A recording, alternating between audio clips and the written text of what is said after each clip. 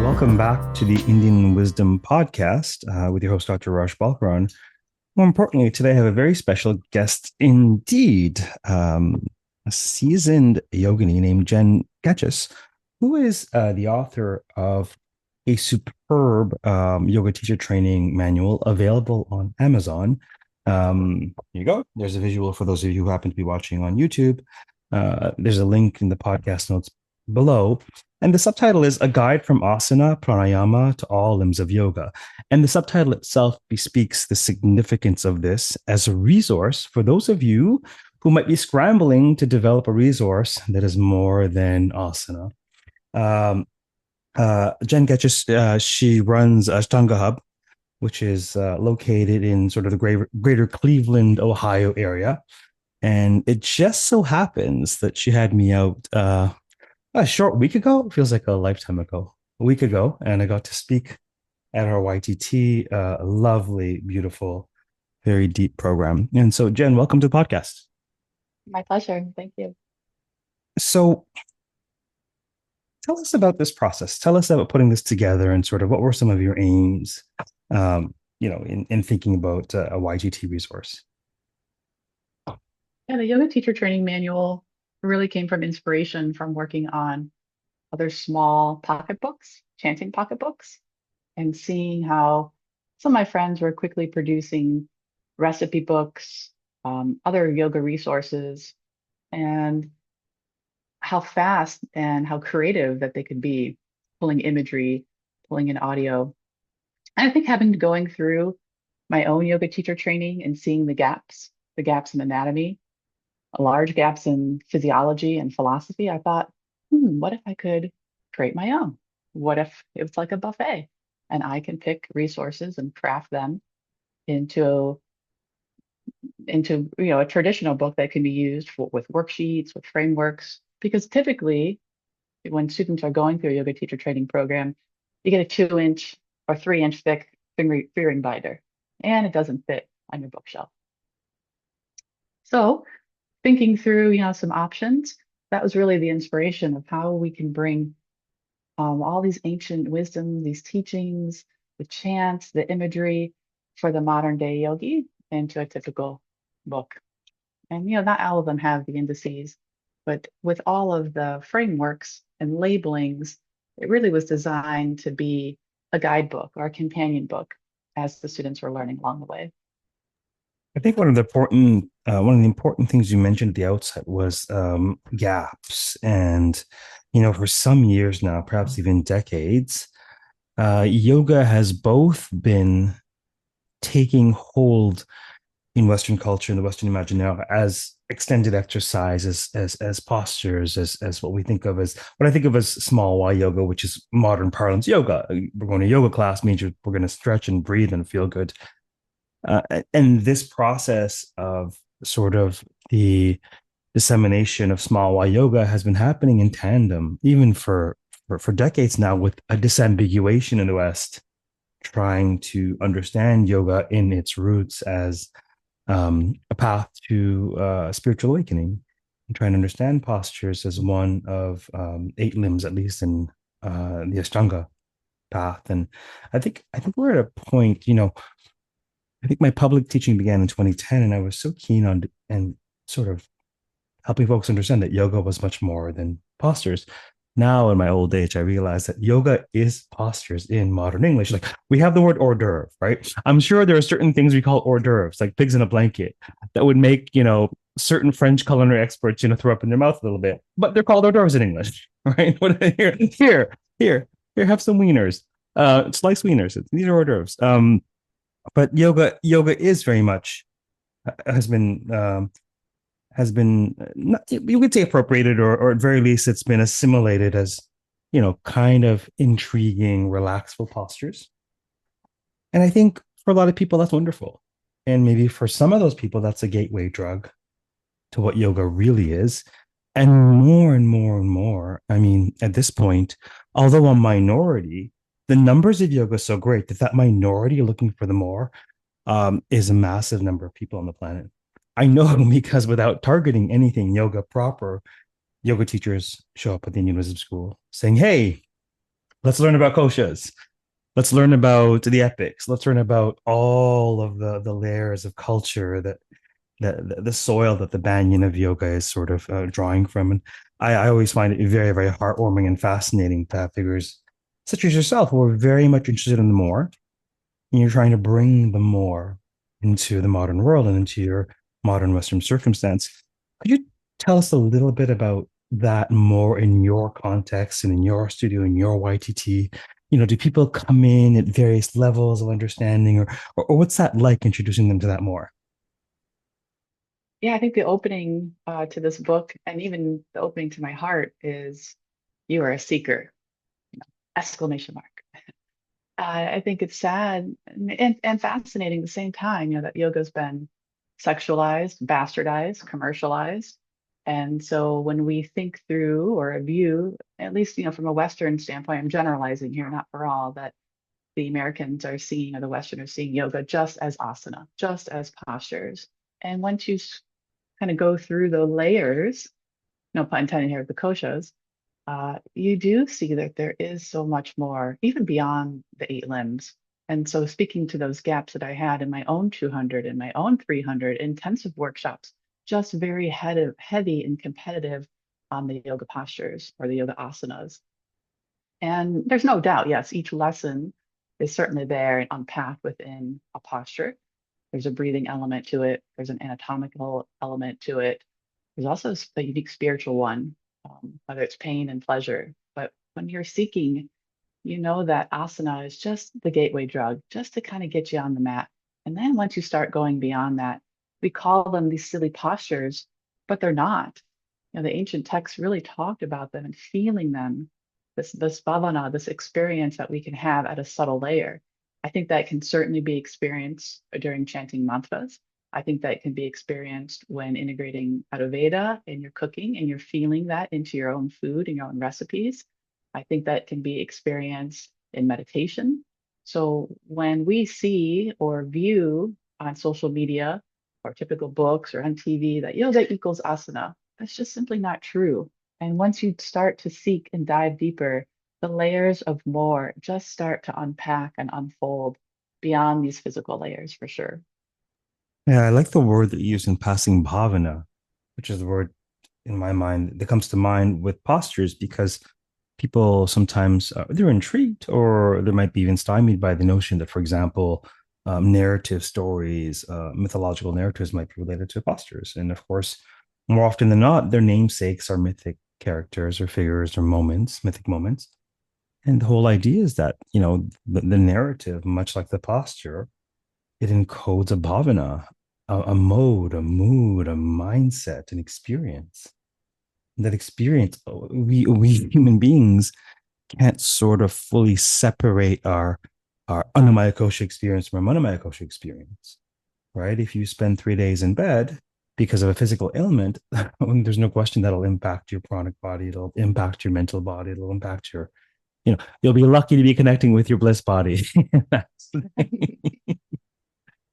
But That's what training is for, right? Fellowshipping. yeah, yeah. I find it utterly fascinating. So sort of to give the audience a little bit of context of our encounter. It's been relatively short-lived, mine and Jen's, but it's been so far quite rich. Do you want to see a little bit about our interactions thus far? Because I think it's exactly on point in conveying the the transformation afoot among the spiritual yoga seekers in the West, and how different it is from the critical mass of what yoga is in the West. But ironically, it's harkening back to sort of perhaps what is the purpose of yoga, which is personal transformation. So we've had relatively brief, but I'd say very impactful interactions, and maybe you can share a little bit about that because you were an Yeah, impetus of it. absolutely. Yeah, absolutely. Because they say, when the student is ready, the teacher appears. And I never really believed that. And I thought, it's just a quote, right? What? And I went all the way to India. I went all the way to Karnataka. And a student of yours, actually, Laura from the Banff, Calgary area was there. I'm She's originally from lovely. Minnesota. She says, Oh, so you're here because of the yogic studies platform. Yeah, yeah, yeah. And we're all reading, we're all chanting. But there's this one gentleman, Dr. Raj. He does great mythology. So what's so great about him? Another person, another PhD doing mythology. No, you should Who hear cares? his behavior. You should hear how he articulates. And I said, is there a book? Yeah, Mythology of the Poses, the story behind the poses. Check it out. And fast forward, here I am speaking with you. I had never met you until maybe 2 weeks ago in person, and you find this connection to someone truly when you are seeking. And I have felt and experienced that with my own students, my own friends, my own Ashtangi partners and colleagues and yogis. You're on the mat and you start sharing energy with them. And I think people think, why do you get up at 5:30 in the morning to brush your teeth, have some coffee, and be on the mat by 6:30 to share energy, physically, mentally, and spiritually, because we're all going through some really unique traumas and we're unpacking that, but then having again these experiences that do allow you to go deeper. So it's interesting that I had to go all the way to India to not go to Mysore. My intent was to go eventually to Mysore, India, to study with, given the news of this morning, with Sharat, kind of learn more beyond asana. And for me not to go that path and go more of sacred sites and exploring those, to go more into the chanting world, to go more into the philosophy world, that is yoga. That is this whole other plethora of information that is out there that is truly not fully tapped, but it's also not always shared. And I think it's refreshing of how you share some of these deep ancient wisdom, these medicine stories that are either hoarded or not openly shared or only found when the guru and the student come together. And those truly are transformative. Yeah, it's so fascinating. The stories are so fascinating because, it was the perfect storm of being a newly minted PhD in really a dying field. Religious studies is in some major trouble, and for me, the PhD was it was a blessing for my own spiritual teacher, and it was a means to teach. For me, it was a ticket to teach. It was licensed to teach. I love teaching. I love teaching undergrads as well because they're ripe. They're at a certain age where they're really looking to understand the world more often than not. You have to know how to reach them, though. I don't think everybody really, uh, you know, has that alchemy of, being both loving and accepting and setting some good old boundaries from the outset so they know how well you do is up to you. But I love teaching. And it was the perfect storm of, among my many struggles in this life, finding work has not been among them. I've always had work. I've always worked one and a half jobs. Since I was 13, I was working part time until I finished school, and then on and off. And then everything was dry. There was nothing, not in my academic circles, not in my administrative circles. I finished the PhD rang in 2016 with 4 cents to my name, 4 pennies, couldn't even buy a quarter. And I was like, why has thou forsaken me? My guru had already left Toronto. He was on India. He was in India because he knew he had a little time left before he was going to leave his body. So he went to go wrap up some karmas before leaving this earth. And I thought, what on earth? And then I started entrepreneuring, which at the time I felt like an escort because I had so much baggage around it. And then I realized, no, this is what I meant to do. I meant to be publicly teaching.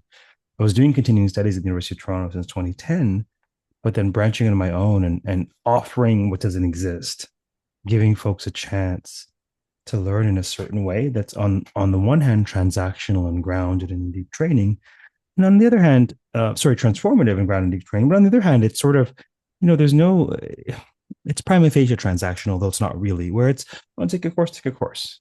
You want a session, have a session. There's no, if you want to commit deeper, that's up to you. But this is on offer. I mean, everything's on the buffet, and you decide what you want to do with it. Um, but beyond my wildest dreams has been the sorts of karmas that have ripened through the Indian wisdom school. And I realize now that unlike my master Mantriji, all of whose students found their way to Toronto, there'd be a room of 20 of us, and maybe one of us was born in Toronto. It was amazing. Times have changed, and my students are all over the world. And I feel palpable karmas with students all over the world. And sometimes they come to Toronto. Sometimes I create retreat experiences to help them exhaust and learn and grow. But these are different times. And because of the internet, we can exhaust karmas globally in this way. And people find teachers of various stripes. And I find it fascinating that I think Laura directed you to probably the Devi Mahatmya course, if I'm not mistaken. You take this one course, and all of a sudden you're like, hey, I got to bring this guy to I'm Cleveland. hooked. Hey, yeah, yes. I Um, think it's you know, interesting this notion of commitment, because commitment and devotion is still a hot topic. We joke about having things in moderation in yoga, and it still rings true today. But when you find a teacher, you commit. Especially in Ashtanga, you don't window shop. Same thing with you finding a chanting teacher and learning the lineage, learning the style.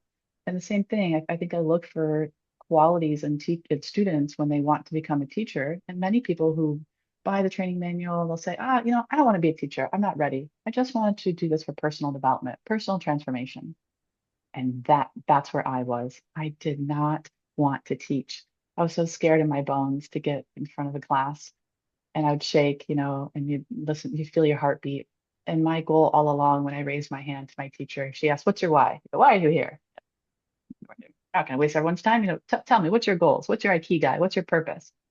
I raised my hand nice and slow. I said, "I have insomnia, and I just want to sleep.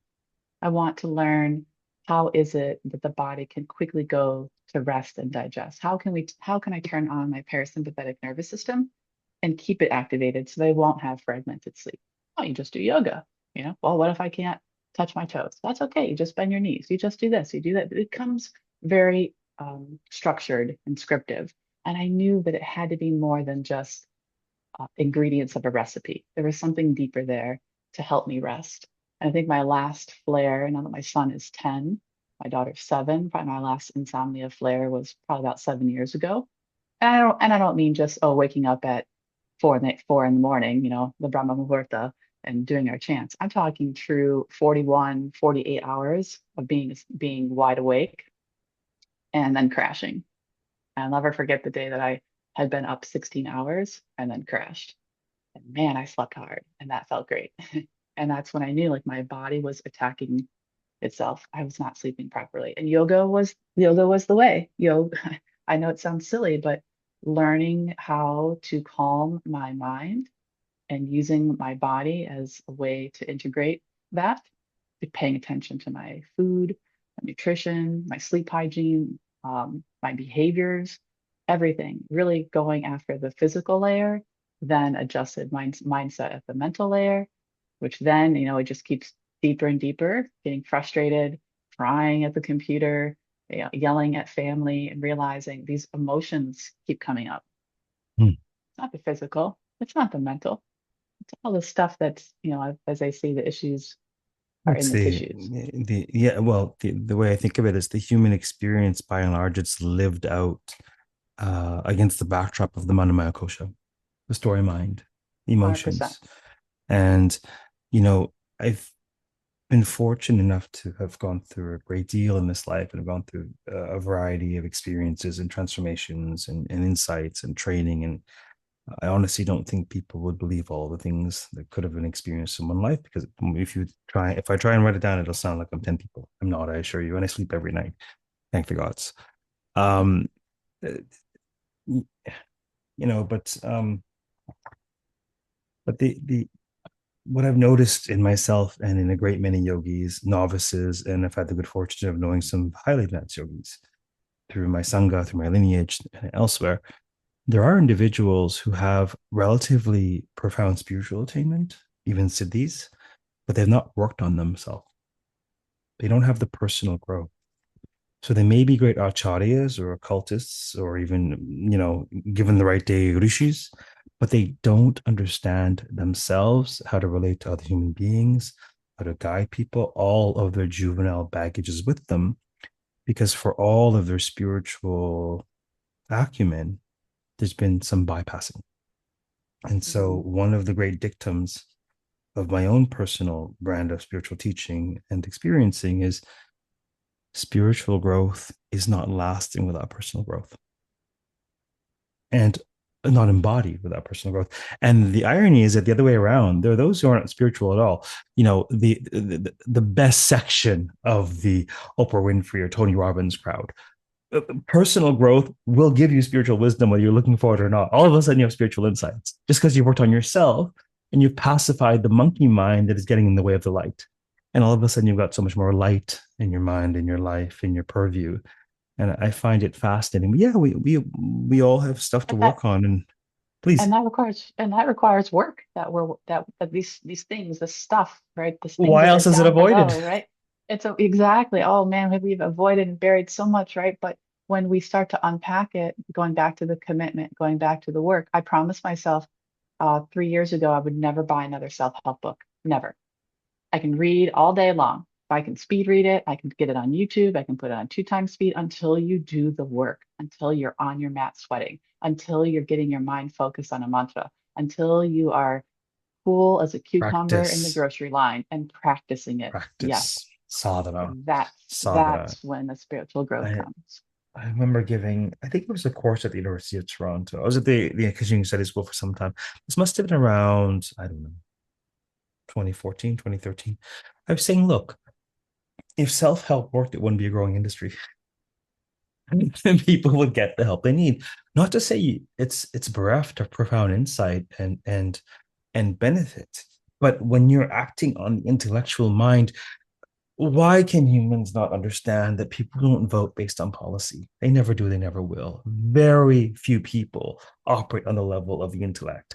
The vast majority of people are moved by emotion, and the arbiter of emotion is narrative story. The stories that are told, that we Mhm. tell, this is what moves people. The story you tell about yourself to yourself, that is your reality. In And our so, training, so we talk a lot about our 3 A's. Like, is your reality based on A, awareness? And then as Americans, you go right to action in our belly, the willpower.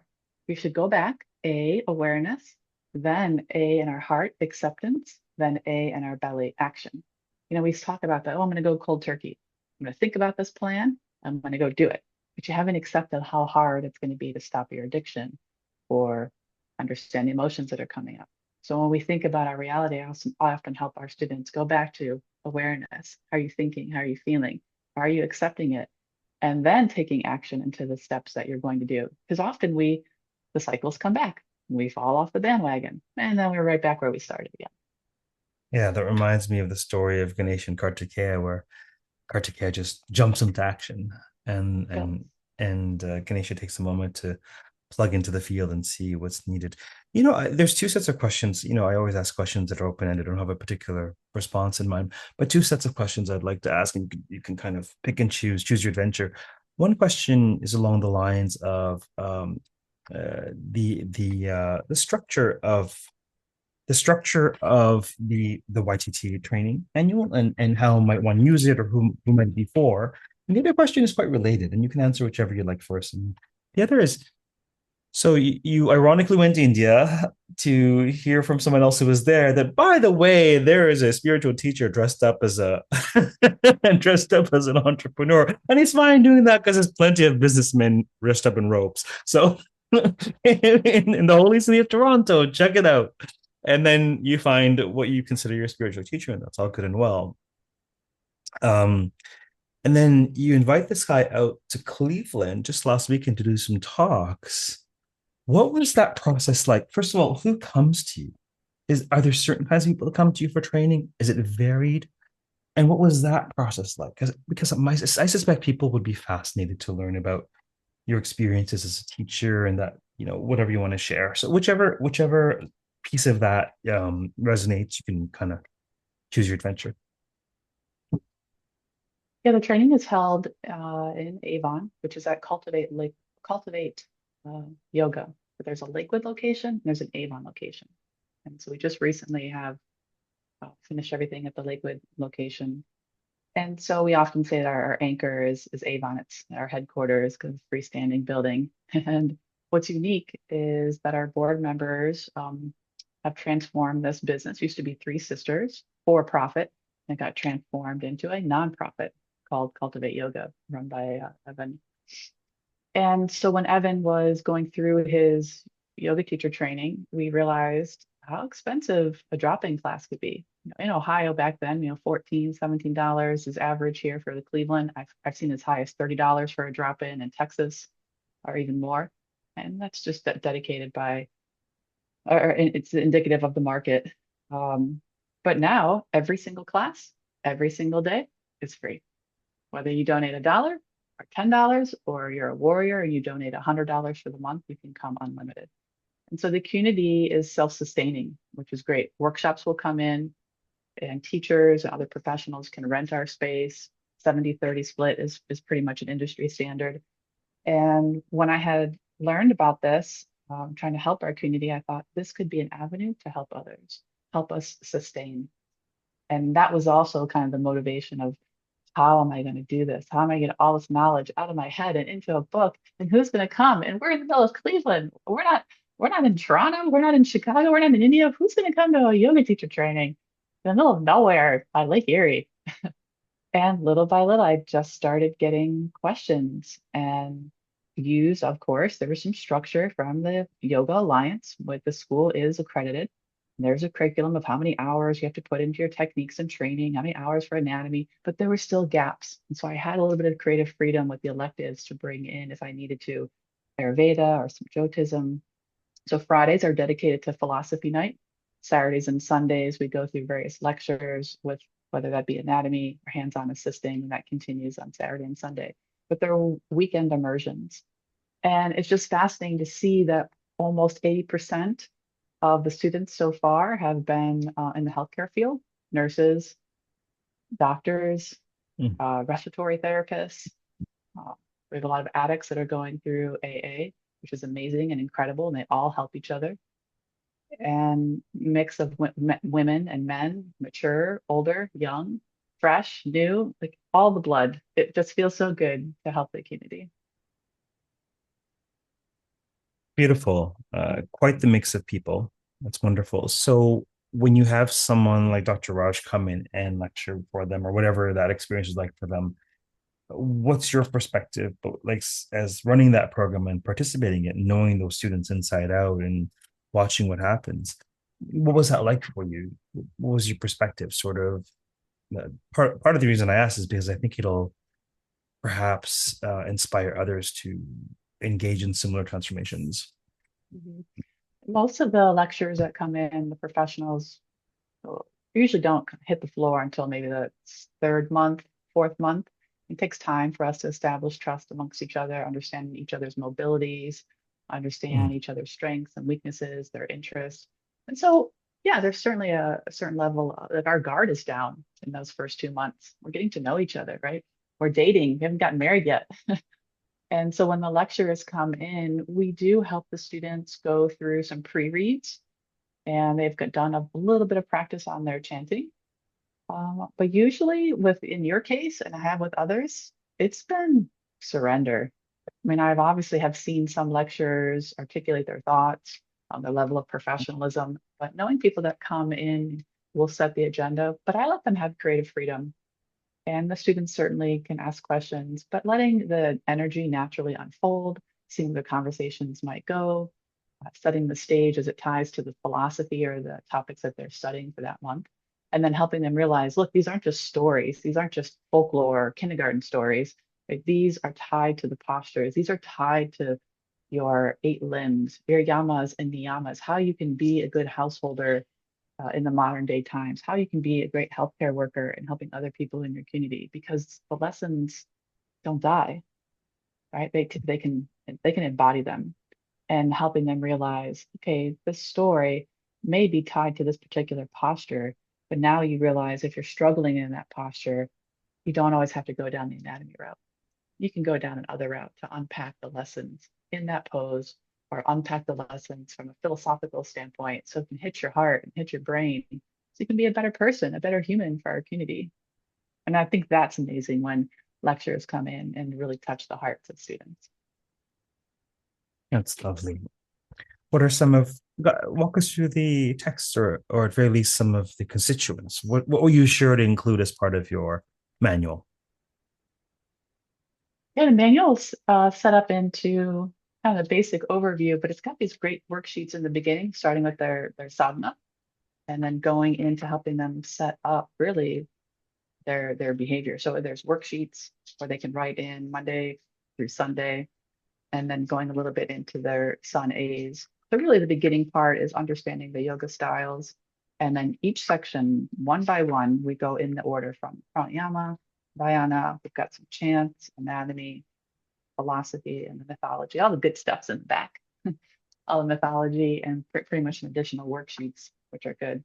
I think what's unique is that we talk about these things that are very common, and then we make fun of it. For example, like, is it a chakra or a chakra, right? And why? Like, why are we messed up and bastardized the Sanskrit? And are they really just colorful wheels, or are they truly tied to our endocrine system? Perhaps they were visualization centers. How do they tie to these sounds? We see so much misinformation that's represented in different media. And so helping them realize it's more than just a wheel, right? Um, Especially when it comes to things that we talk about samadhi, having bliss. Well, samadhi could also be, leaving your body. We don't talk about it in that way. It's okay that we unpack some of these shadows and these dark things in a safe environment, a safe place where each person can speak openly. And yes, we're reading things here within a book, but having that experience in a much deeper way, I think has helped people realize, man, like I've been such a fool, or man, I really like believe that for surface value. And to hear them say these things to go deeper, um, has been wonderful. I think the fun thing has been the Yoga Sutras. So this really took a lot of time. I think we'll all talk about the Yoga Sutras of Patanjali and the four padas. What I did is I have an ebook and I gave them the answers, but I made it all open. So they had to go in and translate. And though many of those answers certainly are on the internet, are in many wonderful philosophy books, ebooks, like I said, but making them write it out has been helpful, and then translating it into a different way. The other thing is we're also singing it. We're trying to work on singing to help with to recite it and to learn it and to memorize it, embody it. Not asking all of them to go really beyond the first four, the typical four ones we know, but that has been good to see. Like, well, I can't always memorize. It's Sanskrit. It's a different language, right? It's not Latin, but it's Sanskrit. And how do I make these sounds? My tongue may not move that way, but when they start to experience it and feel like a group of all, the vibration of Om, and hear how the sounds reverberate, it's nice to see their eyes and their heart glow. Yeah, they seem quite susceptible. I think probably to a number of aspects of the teachings when I was there, but they were quite susceptible to the utterance dimension, the chants, and that seemed to be quite impactful for them, which was really cool to see. Lovely. I think when lectures come in, or particularly in your case, um, you you feel the energy of the story, right? It's very moving. We're crying, we're laughing, we're back to crying again, we're writing notes. And at some point, you just stop writing notes, right? Just stop, put your pen down, and you just begin to hear it and feel it in a different way. And these are things that you don't find on YouTube. You don't find them in a book, right? They're passed down teacher to teacher, the Parampara, right? We're learning them from our gurus, from you, from others. So truly it's not lost. I think people sometimes joke that it's folklore, that's mythology, but it's not. I view it as medicine. Yeah, I mean, I use the word myth. I mean, in the sort of technical scholarly sense. I mean, depending on how nerdy you want to get in terms of whether you want to think of it as itihasa or narrative literature, but certainly mythology is a sort of a catch-all umbrella. And you know, whether it is Durga slaying the buffalo demon or Moses parting the Red Sea, it's mythology. Now, he might be of a Judeo-Christian background and be offended by one but not by the other, and don't realize the rather privileged asymmetry of your view. So I treat all such stories as mythology. But see, unlike most who dismiss mythology as a child's play at best, right? To my mind, mythological stories, irrespective of whether they're historically true or they're spiritually true, mythological stories are spiritually true. Why do you think Lord of the Rings and Star Wars is crack for Western audiences? Because they can be spiritually fed in a safe way without the dogma and trappings of institution. Mythological stories are the narratives that give us insight into the guts of our existence. And I don't use the term mythology pejoratively at all. Um, But I guess to each her own. But these stories are real. They're powerful. They're real in a certain way. They're more real than the question of whether they're historically true. The question of historical veracity, to my mind, is exactly the wrong question to be asking about these narratives. They're not historically true. They're spiritually true, and therefore eternal. For as long as we're moved by them, they are true. My But I'm a knowledge, bit I of know there are, to my knowledge, I know there are a lot of experts that are looking at some of these epic stories and trying to astrologically, understand where things were had lined up at that time when they were written a long time ago, or certain geography, geographical points. But if you take that aside for just a moment and unpack, like you said, the lesson that's still in there, regardless of where it took place, who, with whom, more than anything, whether you are a student that is young or old, mature or college student, beginner or advanced, is that each student in their heart identifies with that archetype, right? And so, are you the lover? Are you the warrior? Are you the fighter? Are you the peacekeeper? Each of them can see themselves in that story. Yeah, it's fascinating, utterly fascinating. What are some trends you've noticed in doing this? Part of why I'm asking this is to sort of at least have a little bit of a case study of one in terms of some trends in the field. But what are you noticing in terms of students and their interests and what's changing? I feel that you are consciously or unconsciously part of a transformation of at least in your niche. And I wonder what you've noticed about that because I have my own suppositions and my own intuitions about where this is headed and why for all of us. But what have you noticed in terms of who shows up and the sort of kind of what might you glean in terms of trends or the future of your teaching? That's a good question because I see the trends from different perspectives. One's from the teacher side and the student side. I'm not doing it for the money. I think a lot of people think, oh, it's financially, it's great, can help pay the bills. I don't know of one yoga person that is rich financially, right? It takes time to hold space. It takes dedication. Um, books come and go, classes come and go. Um, Yoga is not a way, it's not a means to always pay the bills. Not always. I'm generalizing here, but it's hard. So putting aside the competitive component to it, on the student side, the trends have been interesting, and we have a couple students coming from Dayton, Columbus, coming all the way up from Cleveland, majority because we're in Avon, a suburb of Cleveland. Our students are within a 50-mile radius. I think the future of just traditional healing, the modalities that can be packed into yoga teacher training are phenomenal. And I think we see that with experts with, we have an expert that will be coming for neuroscience and, behavioral cognition and principles behind that. We have a chiropractic on board helping with biomechanics. We have an expert meditator who's trained in the Himalayan mountains. I mean, now that we see that yoga teacher training can offer healing for modern day people that are stressed out, nutritionally depleted, have many irons in the fire with their families, with their work, with their job, with their other family members, like how are we going to live this balanced life? And these aren't things that were taught in school, let alone college, let alone from other generations of our family. So it's interesting to see that sometimes our family comes from students and we're helping them, and those students help those teachers too. The trends, Fast. I mean, it's going to be. We kind of joke that within the Ashtanga community, it might implode upon itself. Um, but putting aside Ashtanga, and yeah, that is my love. I see elements within Jivamukti. I see elements within Iyengar lineage. I mean, all of them have these common threads, certainly, but I would love to see more householders, more students, college kids really take on a level of healing that can come from yoga teacher training, even if they choose not to be a teacher, doing that for personal development because it's filling up their soul. Sometimes Westerners don't like to think about that. Our family's religious. Okay, well, great, because yoga is a science. Our spirituality is beyond religion. This has nothing to do with what religion you are, who you voted for politics.